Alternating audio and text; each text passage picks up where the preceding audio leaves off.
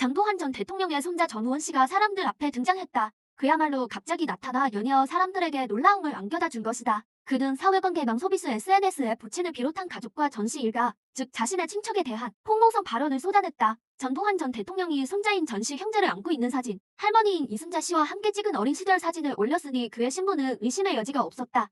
그리고 한 언론사와의 인터뷰에서 본인과 가족을 범죄자로 명명하며 전 대통령의 불법 비자금으로 미국 생활을 해왔다고 말했다. 부친인 전재용 씨와 작은아버지 전재만 씨에 대한 비난도 있었다. 자신의 정신과 치료 경력도 숨기지 않고 우울증과 ADHD 주의력 결핍 과잉 행동장애 진단을 받았다고 털어놨다. 급기야 3월 17일에는 유튜브 라이브 방송 도중 마약을 투약하는 모습까지 보였다. 그는 3월 27일 마침내 미국에서 귀국해 체포됐고 석방된 후 3월 31일 광주 5.18 묘역을 참배했다. 무릎을 꿇고 자신의 외투로 묘비를 닦으며 사죄했다. 일각에서는 그의 진정성을 아직 의심하며 더 지켜보자는 태도를 취했으나 5.18 민주화운동 피해자와 유가족은 그를 품어주는 첫째, 그는 왜 가족과 대립했을까? 어린 시절에 주목할 필요가 있다. 부친이 다른 여성과 외도했기에 그것에 대한 스트레스로 친모가 암에 걸렸다고 했다.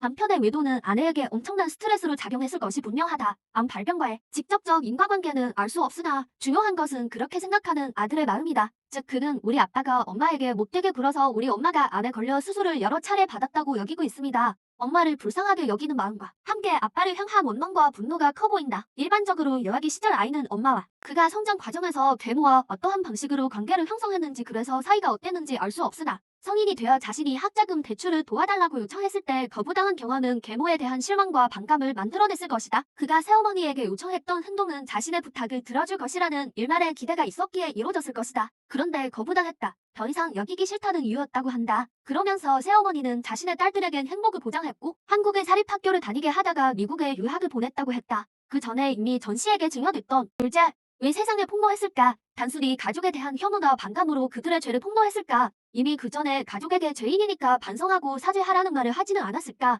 이러한 부분들이 여전히 궁금하지만 아마 그는 자신을 그나마 정의롭다고 여겼을 것 같다. 혹은 양심적이라고 여겼을 수도 있다. 그는 스스로 죄인이라고 했다. 어둠이라고도 표현했다. 불법적 비자금으로 많은 경제적 혜택을 누리면서 살아왔고 마약을 투약하는 범죄를 저질렀다고 했다. 그러니 부끄럽고 떳떳하지 못하다. 그의 말대로 가족에게 선회드 5.18은 북한군이 개입된 인정 욕구는 인간의 사회적 삶에서 추구하는 기본적인 정신적 욕구다. 한마디로 남이 나를 알아주는 것이다. 우리가 어떤 사회적 상황에서 누군가 내 존재를 인식해 안부 인사를 건네거나 친교를 나눌 때 인정 욕구가 충족된다. 한 단계 더 높은 수준은 나에 대한 지지나 칭찬이다. 잘했습니다 또는 맞습니다 라는 말을 들었을 때의 기분을 떠올려보라. 마음이 평온해지고 뿌듯해졌을 것이다. 사실 이러한 말은 대개 어릴 적 부모님에게서 가장 먼저 듣게 된다. 잘해서 또는 맞아라는 말을 들으면서 아이는 자신의 언행이 올바르다는